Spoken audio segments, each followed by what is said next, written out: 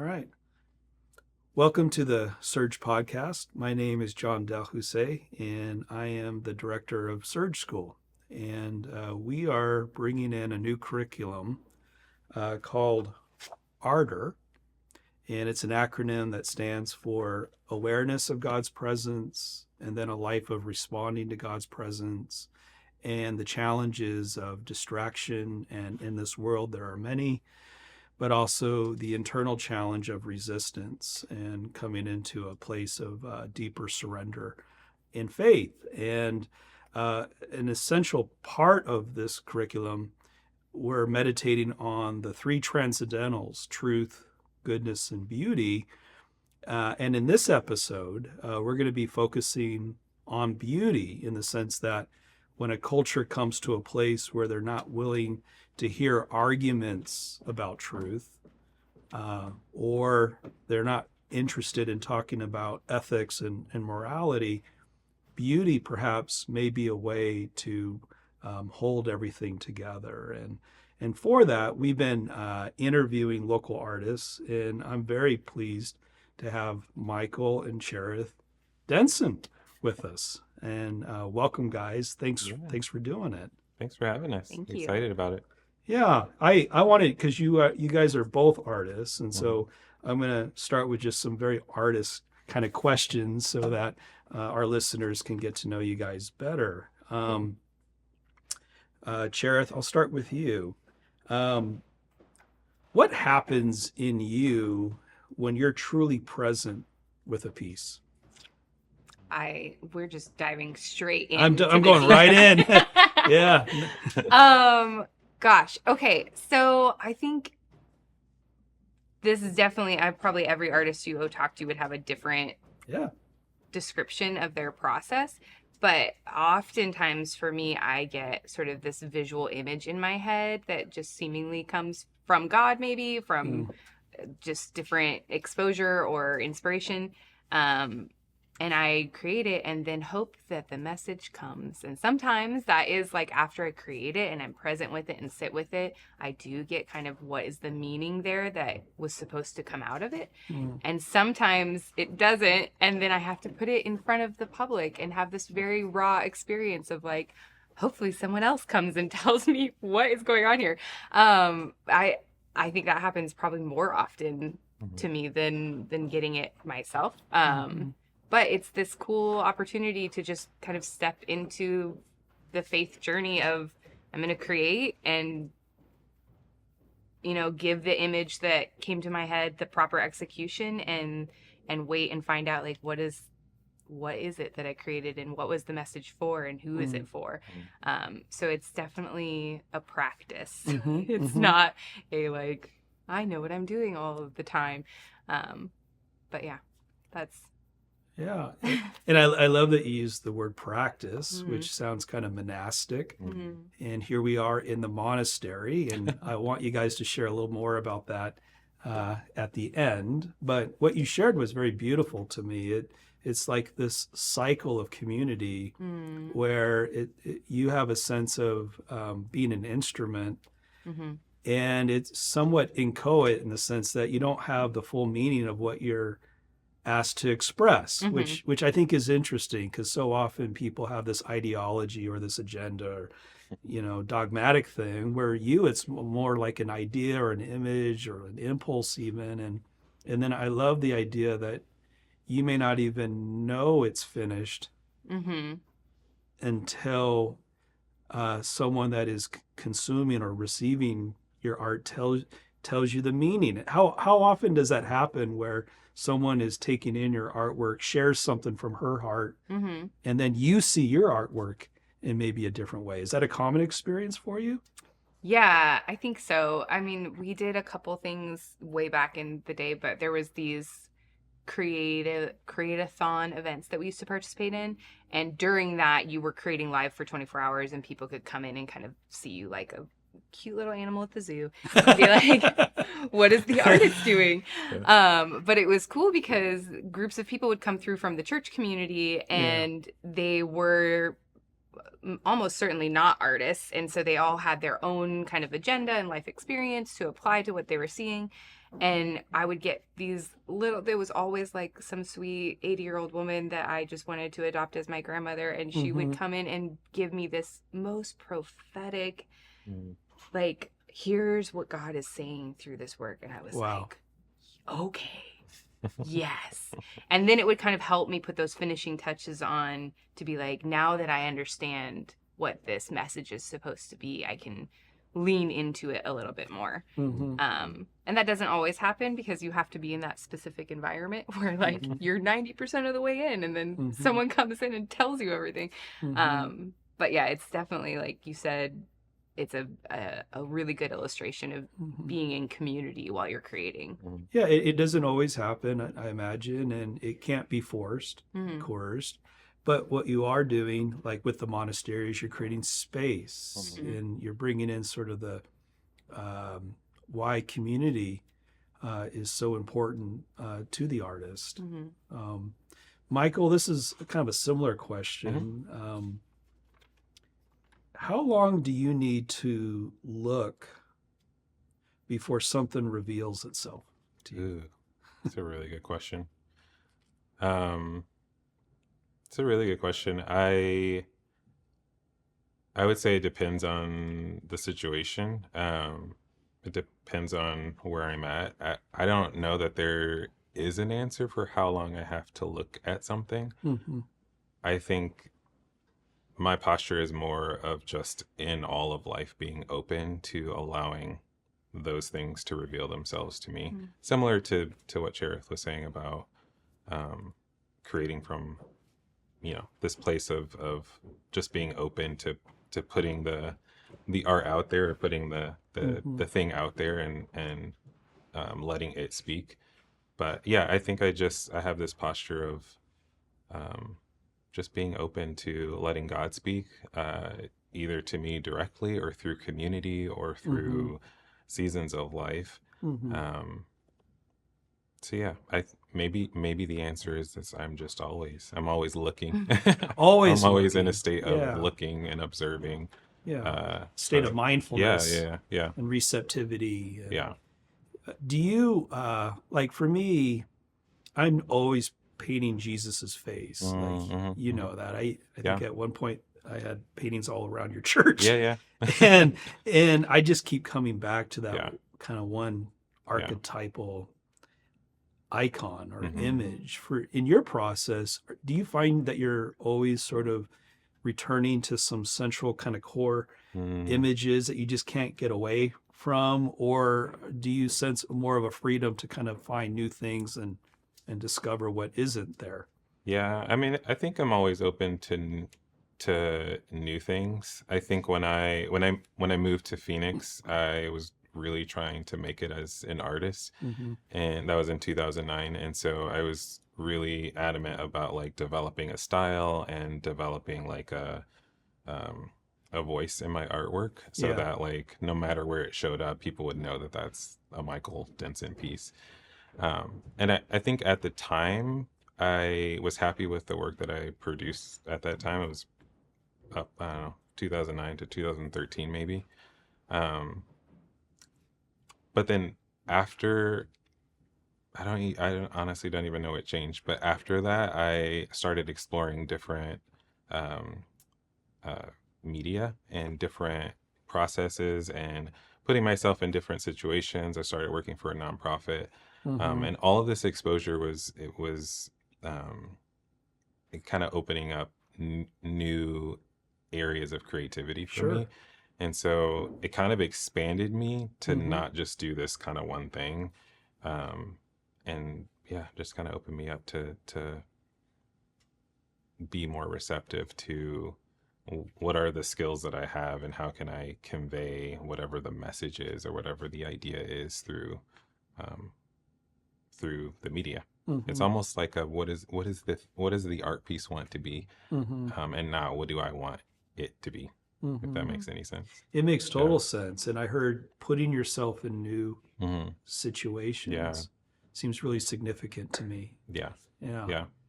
Well, we're talking about art and beauty, and ultimately in relationship to God. Mm-hmm. When we were kind of getting ready for this interview, I mentioned kind of the revolt in modernist art. Mm-hmm. If you but that's very perspectival, right? Mm-hmm. Meaning, I mentioned the famous Duchamp toilet, Yeah. right? Yeah. And you responded, Michael, by saying, "Oh, that." I don't know if you said it was your favorite artist or like I one of just your. really like that piece. Yeah. You really like that Yeah. piece, and so it makes me wonder where that revolt is. Is a revolt against true beauty, Mm-hmm. or is it a revolt against something else? And I just wanted you to share a little more about that. Yeah, I do think it is. Well, I don't know that it's a revolt against true beauty, but I think it was a revolt against the culturally defined beauty or culturally defined art, and the art world saying art has to be a certain way, it has to be this thing, Yeah. and Duchamp is by that piece is saying no, this can be art. Mm-hmm. And I think me being a little bit of a button pusher, that really resonates with me, to say like, to challenge the norm, to challenge whatever the cultural definition of a thing is, whether it's beauty or, whatever it is. So I think that's kind of the job of the artist, is to challenge. Yeah. And it, sometimes it works, sometimes it falls short. But I think that piece for me at that time did a really good job of pushing back on cultural narratives. So it reminds me of the Gospels, and the depiction of the crucifixion in all four Gospels. It's the longest depiction we have in ancient history of a torturous death by crucifixion. And it's interesting because none of the Gospels actually depict Jesus's resurrection. They pass over that, but they go into this really intense detail when it came to the tearing of his flesh and his suffering and loneliness and his death. And it was shocking. I mean, the Romans, in Roman society, in polite society, you didn't talk about crucifixion. And so anyway, there's maybe a connection there. But before we get too abstract, I wanted to ask, and this is for both of you, but maybe we'll start with Charith. What does beauty mean to you as an artist right now, at this moment in your journey? And has that definition changed over time? Yeah. Certainly it's changed. I think the way that we define beauty is it's in movement with our journey. So I have an 8-year-old son, and before I was a mother, I probably wasn't as connected to pieces of like the Madonna and Child or the Pieta. Like we went and saw the Pieta in Italy, and now I'm like, oh my gosh, like I can feel the emotions in that sculpture. And so our experiences in life absolutely connect to how we see beauty and what defines beauty. And we were talking the other day about how outside of just physical art, like relationships that hold beauty or experiences that hold beauty, and how those things also inform the physical art that we create. Yeah, it's funny you just said let's not get too abstract yet, and I'm like, I don't know how. No, go abstract if you want. I was talking to myself. Yeah, I think beauty right now for me is moments of peace, moments of stillness, and that often translates in this particular time for my personal work in digital work. I'm working a lot more digitally because it can move with me. I'm running a business. I'm being a homeschool mom. Like I'm doing all the things. So having that, being able to set up my iPad in front of me and be like, I have 5 minutes to slow down and to breathe through this and capture some ideas that I will then work on later. Those are the beautiful moments of like grabbing inspiration when it's right in front of me and capturing it for when I've got time. Mm-hmm. You used a really interesting word. You said these various things hold beauty. That kind of caught my attention. What do you mean by that? I think that sometimes we can get caught up in describing beauty as like a physical thing to look at, especially when we're talking about cultural beauty. Yeah. Like fashion or the way people look or things that are in style and how we decorate our homes. And I think it's been an intentional reminder in my practice to remember that beauty is not just a physical thing, but it's our connection to other humans. It's our connection to God. And that's where the beauty lies, is in those relational pieces. Okay. Michael, how about you? How do you understand beauty at this stage of your life?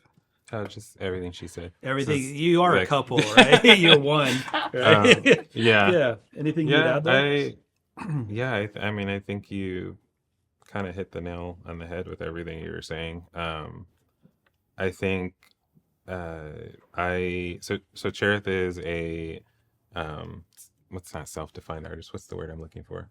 The self-taught artist. Yeah, traditional autodidact. Self-taught. Autodidact's a fancy word. I don't know about that. But I went to college for art, and so I learned, all of the technique and all of the things you're supposed to do. And so my previous definition of beauty incorporated a lot of those things, like composition and color, like use of color and contrast, and it included all of those things, and I used all of those things as tools to create a beautiful work. But I've since learned that a lot of those things are they are culturally defined, and I think that they are useful, and we live in Western culture, and so we have to use, we don't have to, but we use those things to communicate. But I have since learned that there's this other part of beauty that doesn't that is not like the physical. There's the relational aspect. There's it's really the voice of the artist. And if you have all of those things, the technique, and you have all those things down, but there's no voice to your artwork, then the beauty falls short. Because I think that beauty comes from my voice connecting to your voice. It's that human connection, or me being a conduit for God's voice, or being a conduit for another human being's voice. So building those connections through art, using your voice through art, it's kind of this other half of beauty that I've learned and am still learning. Yeah. I mean, the experience of beauty is attraction, and usually we want to unite to what attracts us. Right. In a very physical sense, even. Yeah. And that's half of it. And there's a place for that, it can be celebrated. But what you're sharing, Michael, kind of reminds me a little bit of Dante's Beatrice. Beatrice was a young woman that he knew as a young artist, but was out of his league and was unapproachable. But there was also, but then she becomes a metaphor in his paradise for what draws you upward, right? Or what draws you towards the light, right? And God. And there's a sacrificial aspect of like deferred pleasure and consumption and so on. And that's another aspect of beauty that maybe, or I should maybe just say, I wonder if our culture needs more of, with its immediate gratification and dopamine dumps and everything. Oh yeah, and everything. Definitely. Yeah, and not an art that is less consumptive but more contemplative, perhaps. Yeah, I mean that sounds like a challenge for artists to me. Maybe it is. Maybe it is a challenge. In the class we talk about real beauty is superior to artificiality, which is I think kind of what you guys are sharing. From your own perspectives, and a diamond's beauty is tied to it being genuine. and this is a question for both of you, feel free just to jump in either, but how do you ensure that the materials, concepts, or execution of your artwork reflect genuineness or truth? And how do you guard against introducing artificiality that might deflate the audience's experience? Yeah.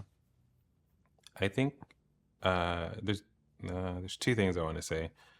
I think the first thing is a lot of the artificiality comes from kind of being wrapped up in the culturally defined version, if you will, of beauty, and being relying on that to be like the sole beauty of the piece or the work. I think those are what am I trying to say? I think those are tools for us artists to use, but we can't rely on those things. Mm-hmm. I think what do I want to say? Yeah, I lost it.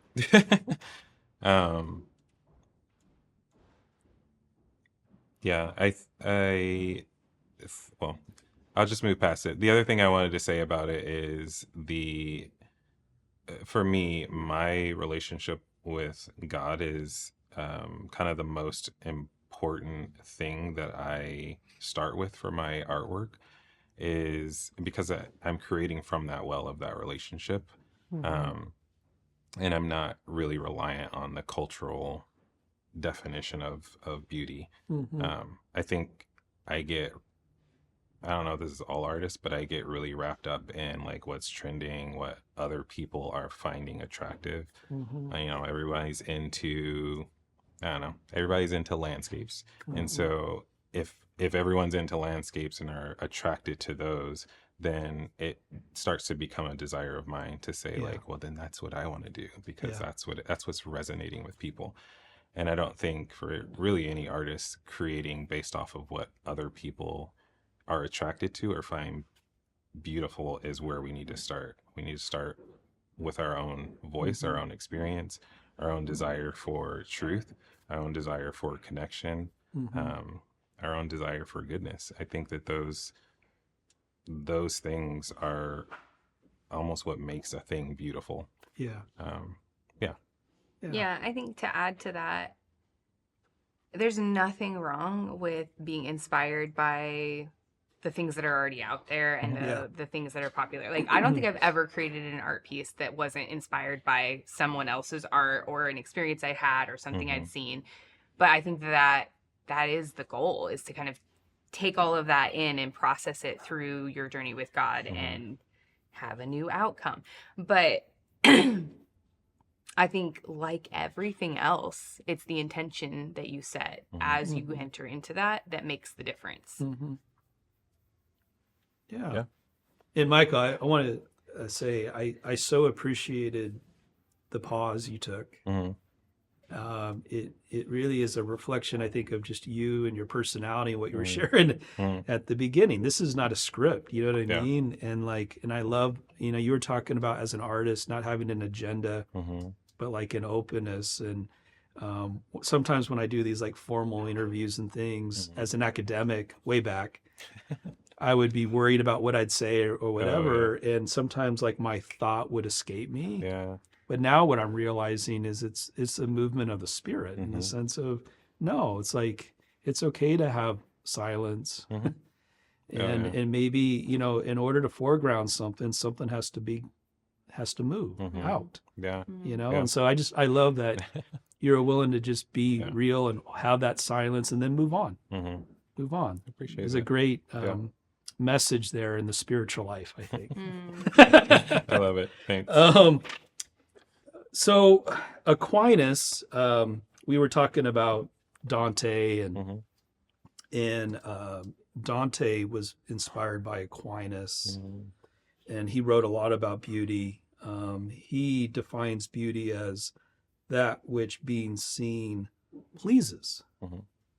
I remember, like, I grew up evangelical Protestant, and there wasn't a category for these sorts of things in what I had been sort of discipled in. And so I remember when I read that for the first time, I think like in college, it really intrigued me, this almost hedonistic like pleasure, but it's designed by God, and he goes on and talks about the form of beauty and how truth and goodness are inseparable from it. He even says, we love beauty because it's good, and we love goodness because it's beautiful. And oftentimes questions about ethics, where they try to separate those things, that's where I think we get lost. I think sometimes, if God is inviting us to do something, it's going to be beautiful. It's not gonna be ugly, but ugly in that true sense, not culturally defined, like you're saying. All that to say is, it gets to this question: how do you consciously employ principles of harmony, proportion, rhythm, or quote, best practices in your chosen medium to create a form that successfully reveals or embodies a deeper truth and goodness? How do you bring those things forth, even if that's an agenda at all? Yeah. I mean, I would be lying if I had said it wasn't an agenda. I think it is a low-key agenda, even though I try to not have an agenda when I'm creating. Do you think it's a low-key agenda, or do you think it could be maybe even just a cry of your soul, or just there's something, at the core of you? Yeah. Well, I think I get really wrapped up in the statement or the agenda of like trying to create something that is beautiful or that pleases someone else. And maybe it's just me as an artist, but that leads me down a road that I don't really want to go down, because it takes me out of myself. And so I start from a place of just a place of openness, and saying like, really trusting like my schooling, and that I know all of the like tools and the tricks and the how to make a painting or how to make an art piece. But then there's people who don't have that training, and they still do a great job, or even better than the people with the training. So I think having just this openness of trusting that like God has already placed in me all of the skill that I need, all of the experience that I need, all of the inspiration that I need to create the thing that either he desires I create or I desire to create. And so I think I think sometimes there's just, especially now in life, there's just kind of a waiting game to be like, I'm not waking up every day or even every week to create a new piece. I'm just kind of like, I would say waiting for inspiration to hit, which is a kind of a huge no-no in the art world. Game. Is that a cliche in the art world, or what's you the could just danger be of waiting that? forever. You could be waiting forever. I see. You kind of have to go no-no. create your inspiration opportunity. Like I write for 2 hours every morning, whether I want to or not. To do that's what you're supposed to do. in any Those are kind the of rules. practice. And I think I have different creative outlets. Like I'm not waking up and painting, but sometimes I write. Sometimes it could just be listening to music and listening for inspiration. So there's different way. Even cooking, like I get a lot of pleasure out of using my creativity to cook. So that we could talk a lot about the different ways you can use your own creativity. But yeah, I think that for me, there's just sometimes kind of a waiting game to waiting for God to like place that idea or that vision within me. And then get on my tool belt and I get to work creating.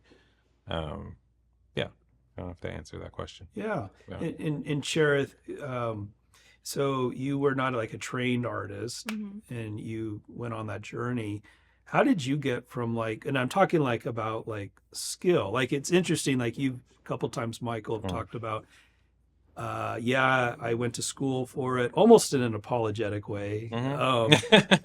And yet there is this thing with beauty that there's, I mean, we could say beauty's in the eye of the beholder, but I mean, there are people that most people would be like, beautiful. Yeah. You know what I mean? And there is a level of craftsmanship and artisanship that, I mean, I'm sure you guys have rubrics for what you're willing to show at the monastery. Right. You know, there's a certain level of Right. skill, right? How do you guys as Christian artists and having these sort of different backgrounds, and I guess this question's more for you, Charith, of like,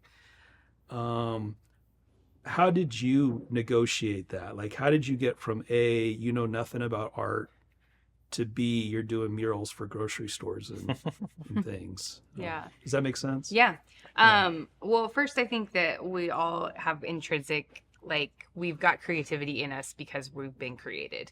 And so I think part of it is just acknowledging that and being like, it's a muscle, like going to the gym. Like when you practice it, you will get better at it. And when you learn how to lift weights, then you will do better, you know? So that I just happened to grow up in a family that was highly creative and have the blessing of ADHD that makes me think I could do anything.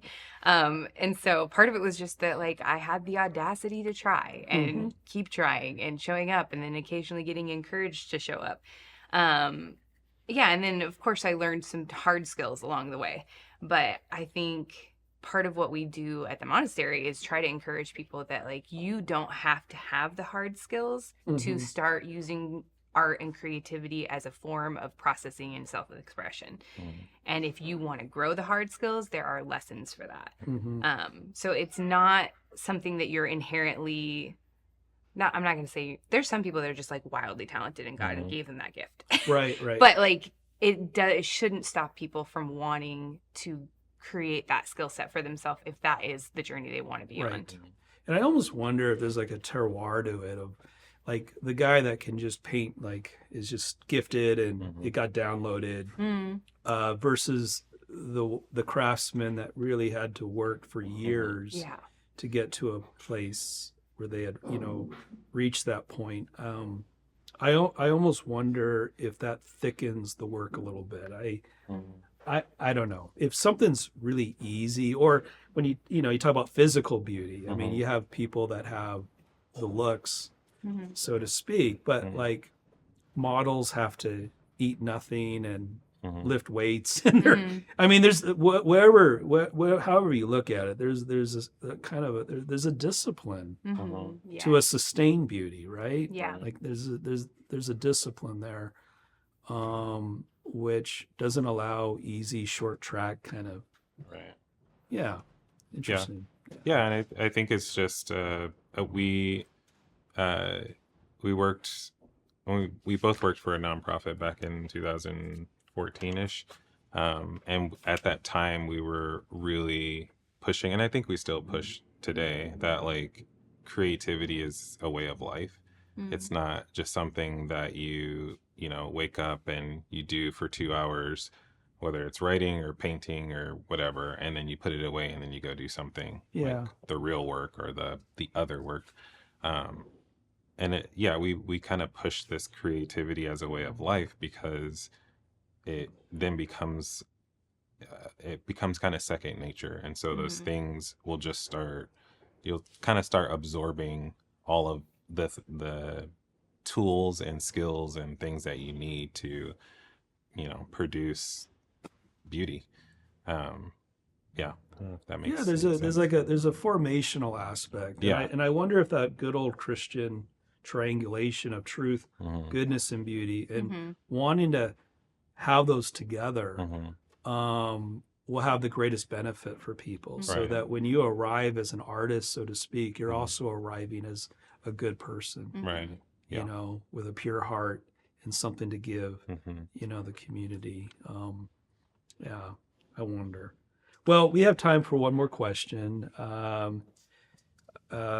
The class quotes C.S. Lewis in a few places. He describes the desire for beauty as a longing, and I think, Michael, you even used the word longing.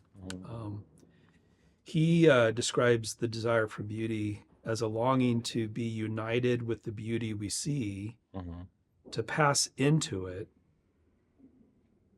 In what ways do you intentionally craft your art to be attractional, creating an experience that bridges the subjective and objective, and drawing the audience beyond themselves in the hope of union or acquisition with the truth and goodness your work presents? Yeah. I think really, for me, I think just having a posture of honesty is number one for me. I think the beauty that people long to step into is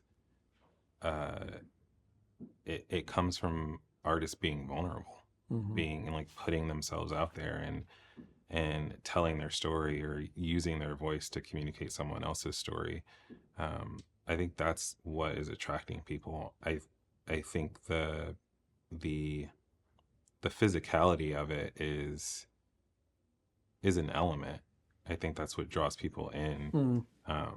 But when you're just relying on that physicality, then people will step in. There's no story there. There's nothing to hold on to. There's nothing for them to kind of like keep going. And so then they're on to the next thing. And I've worked in galleries long enough, and I have seen this happen where people come into a gallery space and they just like look at this image and then look at this image and look at this image, and there's nothing there to keep them looking and keep drawing them in.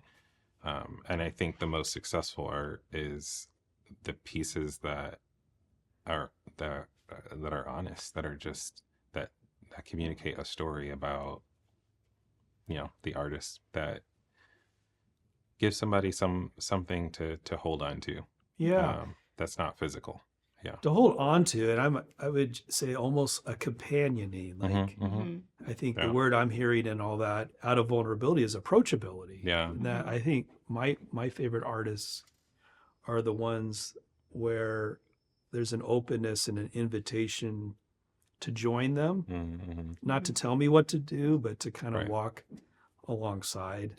Which can be very very comforting. When I think of Van Gogh and his mental challenges and his struggles with the traditional church, and but also like the warmth of his friendship with his brother Theo, and you get wrapped up into that story, and it's very always, in a sense, kind of become a friend. And that's so interesting when you even talk about Van Gogh. Like just now, you didn't mention anything about the physicality of his artwork. You didn't say Starry Night, because I can't afford it anyway. But you talked a lot about his story and his struggle with mental health in the church and his relationship with his brother. Like those are the things that you held on to. And I think that's the real beauty of art, is the story that people walk away with, not the way that it looked. I think oftentimes we have this deep desire to feel known and understood, and I think that's where art often can come into play, where we see our story in it, or it unpacks something in our story that we hadn't quite unlocked yet and understood about ourselves. And ultimately that points back to God in us, right? It's helping reveal God's image as part of our story. But I think that's where art becomes so powerful, when it carries that story with it. One of our first exhibits here, we had an artist who brought in his work, and there were these sort of shadow boxes, and there was a lot of like dead moths in them, and like kind of collage-y style paint, and it wasn't necessarily a style that I'm attracted to. Yeah. And I was like, I don't really get it. I'm not sure. But he was like, no, this art is amazing. You're going to love it. And then the artist came in and talked about all the symbolism that he And it created. reframed the whole thing. Oh, right? my, now he's my favorite artist. Yeah, Okay. Like, yeah. so then he was talking about like, you know, revitalizing these insects that were dead and giving them new life and like bringing beauty into this otherwise decaying situation. And I was like, oh my gosh. And so when an artist is able to not only create an art piece, but then pair their story with it, it's so impactful. I think that's, for me, that's the big beauty of art, is being able to connect your story with my story. Thereby holding beauty. Yeah. Well, thank you, Charith, Michael, for taking time to talk with us. For our listeners, how can they connect with you guys as artists? And then also, please share just a little bit about the monastery and in what you're trying to do here. Yeah. We have so much connecting. We have so many connecting points. So as artists, we kind of collaborate a lot. And so we have a collaborative Denson Creative, both website and social media. So densoncreative.art. We also have a creative agency in which we help other artists and small businesses kind of communicate their story through through media. like branding and communications and stuff. So that's kind of the personal. And then we have the monastery, which is where we are now. This is our business. And where so are gallery we? space, the monastery. We're in downtown Peoria in the Arts District. Yep. That's our low-key branding. and when can people come and hang out and see the work? We're open Friday, Saturday, Sunday. Friday 12 to 7. Saturday 10 to 3. Sunday 12 to 3. So it's an open space. We have a new exhibit opening this Friday. It'll be up through February. But the goal of the monastery is we have art exhibits that we curate art from local artists, and then we have individual artists in resident studios, so artists can come and rent spaces and kind of make that their art studio home. Some artists have sort of micro galleries set up. Some artists are like working out of the space physically. And then we have like a handful of different workshops throughout the month. But really for us, the big goal is to connect people to art as a way of connecting to their own story. And so our workshops are designed around kind of unpacking your journey through using art as a form to do that. We have some art therapists that come in and offer some workshops through us, which has been really cool to witness. And we've partnered with ASU. They brought in a poetry writer. So we've had a bunch of different kind of things happening. And so we're still in our first year. We're excited to see kind of how that grows and continues. Well, personally, I love what you're all doing. I've been here a few times. And very life-giving. Thank you. Were you going to say something, Michael? I was going to say the other thing is the Create Commission. It's a nonprofit that we just started last year, I believe, which is connected to Surge right now. And so the Create Commission is really where we help disciple and provide spiritual direction for artists and kind of help them connect their faith to their art and just be on mission through their art. Beautiful. Well, thank you very much. Thank you.